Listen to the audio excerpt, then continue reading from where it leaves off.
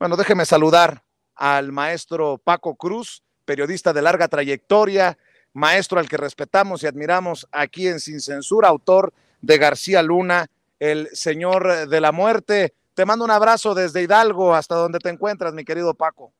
Vicente, ¿cómo estás? Buenos días. Pues mira, como que sí hay después del fiasco que tienen en el INE, después del fiasco con todo el aparato interno, del regreso de Edmundo Jacobo y su renuncia, hay una campaña frenética de la derecha encarnada en este momento por Vicente Fox, por Felipe Calderón, por tratar de defenderse, por tratar de salvar algo. Mira, sienten ya perdido el 2024, así que solo les queda el extranjero, pero en el caso de Felipe Calderón, no vienen a México, no va a él a Estados Unidos, sabe que le pueden echar guante, si hay una carrera frenética, algo desesperado, se sienten ya se sienten atrapados, se sienten derrotados, ya quemaron todo lo que tenían interno en México, han fracasado en todo, así que están en una carrera urgente, emergente, desesperada por tratar de decir, aquí estamos, y sí, están encabezando movimientos de derecha que conlleven a una intervención extranjera o que haya ataques contra el presidente Andrés Manuel López Obrador desde fuera. Están tratando de quemar todo, frenéticos, desesperados en este momento, Vicente. Así es, Paco. Aquí lo hemos advertido y me dicen que no sea pesimista y que no genere alarma. No. Simplemente les estamos dando nuestras opiniones y vamos a ser sinceros. Si hay alguien informado en este país es el presidente Andrés Manuel López Obrador, que no es inocente, no crean que no se ha dado cuenta. Claro que está al pendiente el presidente Andrés Manuel López Obrador. Oye, Paco, y grábenme, muchachos. Maestro, se van Ciro Murayama y Lorenzo Córdoba. Es más, ya renunció Edmundo Jacobo, tanta laraca para que no me corran, para que me regresen al puesto, pero mejor, ya que me regresaron, me vuelvo a ir. Pero, a ver, entre tanto ruido, que no se nos olvide el caso de Alito Moreno, porque se están yendo estos personajes y están dejando hasta el momento en la impunidad a su brother, al presidente nacional del PRI. Casi un año desde que empezaron a darse a conocer todas estas irregularidades, delitos electorales por parte del exgobernador de Campeche, Alito Moreno, y desde la autoridad electoral no ha pasado nada, Paco. Mira, hay como una especie de, que debe ponernos en alerta, una especie de pacto de silencio, de pacto de protección, Alejandro Moreno. Yo me pregunto cómo están los expedientes ahí adentro en el INE del caso Alito Moreno. Ya hay visos de que desaparecieron muchos expedientes. ¿Qué va a haber? Tienen irregularidades u observaciones por casi 23 mil millones de pesos. 1,300 millones de pesos del presupuesto de este año. ¿Qué van a hacer con Alito? ¿Le desaparecieron expedientes? ¿A dónde están? Me da la impresión de que urge verdaderamente que quienes vayan a ser las nuevas autoridades del INE reúnan todos los expedientes sobre Alito. Ayer, mira, la gobernadora de Campeche, Laida Sansores, da a conocer un esquema de cómo funcionaba en Campeche la mafia informativa para tratar de imponer gobernador, y está todo bien señalado, bien estructurado. La gobernadora ha sido cuidadosa, tiene las pruebas allí, el INE no ha tocado nada, hay delitos electorales graves. ¿Qué van a hacer? ¿Por qué se va Edmundo? Eso solamente es silencio, es complicidad con Alejandro Moreno, Cárdenas, así que urge hacer una revisión interna en el INE del órgano de control de todo lo que manejaba Edmundo Jacobo, que era prácticamente una burocracia mayor a la que manejaban Alejandro, que manejaban Lorenzo Córdoba y Ciro Murayama. Ese instituto es un cochinero total. Así que ahora están huyendo, pero ¿quién va a solucionar? ¿Quién va a aclarar esos 23 mil millones? Lo de este año, pueden decir, todavía no acaba el presupuesto, el ejercicio, pero hay 23,000 millones. ¿A dónde están? ¿A dónde está ese dinero? Urge que revisen los fideicomisos que manejaban opacamente estos personajes. Así que, no, hay un cochinero total, Vicente, hay un desorden y hay un fracaso en la estrategia de la derecha. Oye, Paco, ya que estás hablando de la estrategia de la derecha, hace unos minutos seguramente me escuchabas, después de hablar con el padre Alejandro Solalinde, cómo advertíamos aquí en Sin Censura, Toño y un servidor, de esta estrategia de la derecha para tratar de confrontar y de despedazar corcholatas. ¿Cómo ves? Digo, la tragedia es durísima, lamentable, lo de Ciudad Juárez y los 38 inmigrantes muertos en este incendio en el albergue. Pero de ahí a que se tergiversen declaraciones, de que pongan a pelear, se supone pues, a pelear al secretario de Gobernación, al secretario de Relaciones Exteriores, yo les digo, es parte de una estrategia. ¿Qué parte no entendemos de esto? O salvo que tú digas otra cosa, Paco. No, Vicente, mira, lo de Ciudad Juárez es lamentable y se debe investigar bien todo, pero no, si es parte, hay un operativo, un operativo desde la derecha por descarrilar a la administración. Esto es parte. No, no se puede ocultar, no se puede soslayar. Es muy grave y se tiene que investigar, pero entra todo en un contexto de desesperación, un contexto de que no saben qué hacer, no saben a dónde va. La derecha está a la deriva. El INE se quedó a la, bueno, no el INE, el INE de Edmundo Jacobo, de Lorenzo Córdoba. Es desesperación. Mira, no saben qué hacer. Y eso, pero hay que aclararlo. Eso es muy peligroso, Vicente. Es muy peligroso. Recuerda, cuando los boxeadores están perdidos, quedan hasta el último para ver si acertan un golpe de suerte. Pero aquí están desesperados, no saben qué van a hacer, no saben qué están haciendo y son capaces de todo, Vicente. Oye, Paco, dame tu opinión acerca de esto que dice Alejandro Mayorkas, el secretario de Seguridad Interna y de Aduanas y de Fronteras en Estados Unidos, que le daría la razón a lo que ha dicho Anthony Blinken, el secretario de Estado de aquel país. El narco sí controla zonas de México. Alejandro Mayorkas, secretario de Seguridad Nacional de Estados Unidos, ha señalado que en México hay zonas controladas por cárteles de la droga y el crimen organizado. Durante su comparecencia ante un comité del Senado de aquel país, el funcionario federal del gobierno de Joe Biden dijo, así lo dijo, dijo al ser cuestionado por el senador republicano Lindsey Graham sobre si estaba de acuerdo con las declaraciones del presidente Andrés Manuel López Obrador al afirmar que en nuestro país no hay partes controladas por los cárteles, y dijo, no lo estoy. Posteriormente fue cuestionado si estaba de acuerdo con el secretario de Estado Anthony Blinken, quien afirmó que en efecto sí hay zonas controladas por el crimen organizado, a lo que respondió afirmativamente, y cito, hemos logrado grandes cosas juntos y estamos buscando mejorar nuestra cooperación, añadió al ser cuestionado sobre si México es un socio de fiar ante la lucha contra el fentanilo y la migración irregular. Y pareciera que esta es la línea de comunicadores y periodistas en México. Pareciera que estarían dispuestos a creerle más. Y no estoy diciendo que no lo sea, como lo plantean, pero parecería que están dispuestos a creerle más a las autoridades estadounidenses que al mismísimo presidente de México. Déjame mostrarte nada más lo que dijo Adela Micha y nos vamos analizando estas declaraciones tanto del secretario de Estado de Estados Unidos, Anthony Blinken, como del secretario de Seguridad Nacional de aquel país, Alejandro Mayorkas. Decía el filósofo Francis Bacon que la verdad es hija del tiempo, no de la autoridad. Hoy, en la recta final del sexenio, ha sido el tiempo el que ha mostrado el fracaso de la estrategia de seguridad. Y aunque el presidente da la espalda, voltea la cara y se envuelve en palabras vacías, lo cierto es que las víctimas y las balaceras y las masacres persisten. El dolor y la sangre en este país sigue corriendo a caudales. Presidente, ya es hora.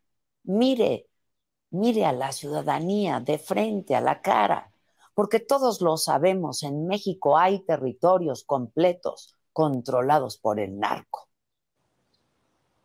Me parece grosero que esta comunicadora, esta periodista, que en La Chorcha, cuando entrevistó a Felipe Calderón en sus estudios, hablaba de cómo se invitaban tequilazos, cómo se llevaban de pompa y nalgada. Ahora resulta que presidente vea a la cara a los mexicanos y admita que hay zonas controladas por el narco. Suponiendo sin conceder, mi querido Paco, esto no ocurrió a partir del 2018.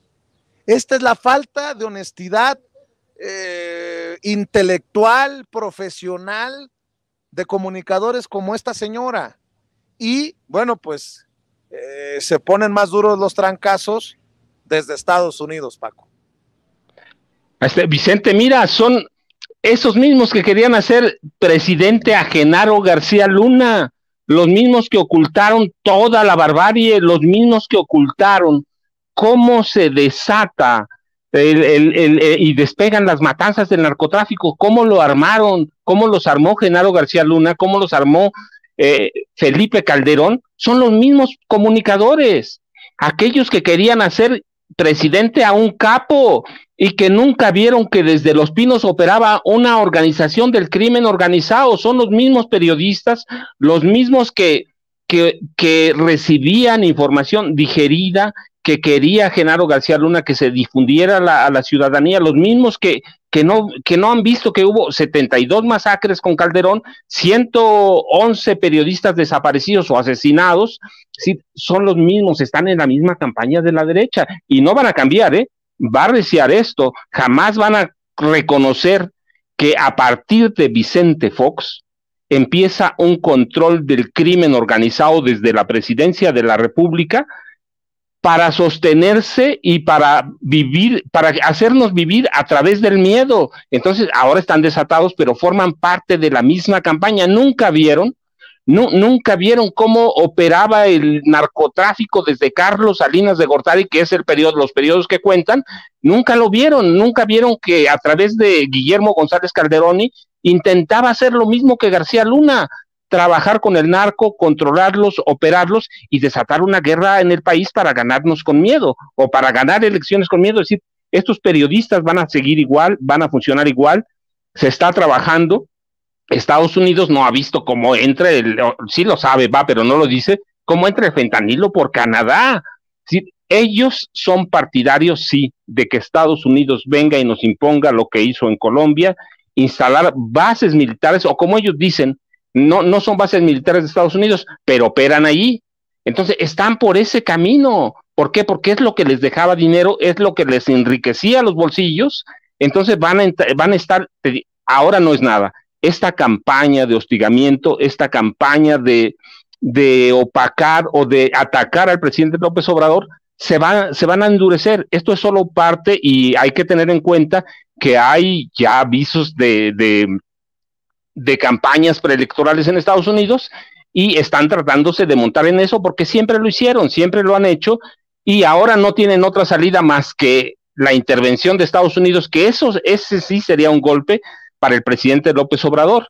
Entonces hay que entenderlo en esa proporción, en esa dimensión. Son los periodistas que querían hacer presidente a Genaro García Luna y entonces no vieron el crimen organizado. Para ellos el crimen organizado empieza ahora, cuando desde el 88 con Carlos Salinas de Gortari empezó un operativo desde la presidencia de la República por controlar a los cárteles del narcotráfico primero y después a las organizaciones del crimen organizado. Así que van a seguir igual, pero es comprensible, hay que esperarlo y en la medida que se acerque el 2024 y vean ellos el gran fracaso o entiendan el gran fracaso de la oposición, se van a montar en los medios tradicionales o los viejos medios de comunicación y en esos viejos periodistas que se beneficiaron no solo de Felipe Calderón y de Fox, sino de Enrique Peña Nieto. Mi querido Paco, para cerrar nuevamente el caso Estado de México. Mantiene Delfina Gómez ventaja a días del inicio de la campaña. Un estudio de opinión de la empresa demoscópica Encol para el diario El Universal señala que al arranque de las campañas electorales por la gubernatura del Estado de México, la precandidata de Morena PT, Partido Verde, Delfina Gómez, cuenta con el 59% de la intención de voto efectiva, una ventaja de 18 puntos sobre la abanderada de la alianza PAN-PRI-PRD Nueva Alianza, Alejandra del Moral, que registra el 41% de las preferencias. Después de la salida de Juan Cepeda, que se perfilaba como el candidato de Movimiento Ciudadano para el proceso electoral, la diferencia entre ambas candidatas se mantiene en 18 puntos, un punto porcentual menos en relación con el mes de enero de 2023, cuando la morenista sumaba 56% frente al 37% de la precandidata priista. En cifra bruta, Delfina Gómez sumó el apoyo del 2% del electorado al escalar de 45% en enero a 47% en la actual medición, en tanto que Alejandra del Moral registró un incremento similar al transitar del 30 al 32% en el mismo periodo. En ambos casos, el margen de los mexiquenses que no respondieron a favor de alguna precandidata fue del 19 y 21% respectivamente. En el arranque de las campañas electorales, el próximo 3 de abril, Delfina Gómez es la precandidata mejor posicionada con el 78% de reconocimiento y el 43% de opinión positiva. En lo que respecta a la imagen de Alejandra del Moral, 52% de los mexiquenses la conocen y el 26% tienen una buena opinión de ella. La intención de voto partidista muestra que Morena es la fuerza política que cuenta con el mayor respaldo electoral, con el 53% de la preferencia efectiva, seguido por el PRI, con el 28%, fíjense nada más la abismal diferencia, y en tercer lugar el PAN con el 10%, el Verde 3%, el PRD y el PT con el 2% cada uno, mientras que Movimiento Ciudadano y Nueva Alianza con el 1%. Ahí está entendido por qué la salida de Juan Cepeda ni fu ni fa en esta carrera rumbo a las elecciones en el Estado de México, Paco. Vicente, y todavía mira, hay un dato que no cuentan. El 60% de los mexiquenses jamás votaría por el PRI de nueva cuenta. Es un dato que se ha ocultado bastante, pero hay un enojo contra el PRI, pero en ese contexto tenemos que esperar. Mira, la guerra contra la maestra Delfina, la guerra sucia, arrancó el domingo, o se reinició el domingo mismo en el registro de los candidatos. Hay periódicos viejos de Toluca que están montados en la campaña contra la maestra Delfina. Hay campañas en las redes sociales, en TikTok sobre todo, que salieron desde la misma oficina del gobernador Alfredo del Mazo Maza. Pero mira, lo importante, yo te decía, hay un dato que están tratando de mantener oculto. 60% de los mexicanos no votaría, de los mexiquenses, no votaría de nueva cuenta por el PRI, y están asustados. Y en ese contexto también hay que entender las campañas de esa oposición o de esa prensa que hoy está atacando al presidente López Obrador. No ven las salidas. El gobierno del Estado de México fue un gran negocio, o ha sido un gran negocio para esos periodistas, y están a la vuelta de la esquina. Las campañas empiezan el primer minuto de lunes y terminan la última semana de mayo, más o menos. Y tiene que haber una semana de receso, y están perdidos las encuestas.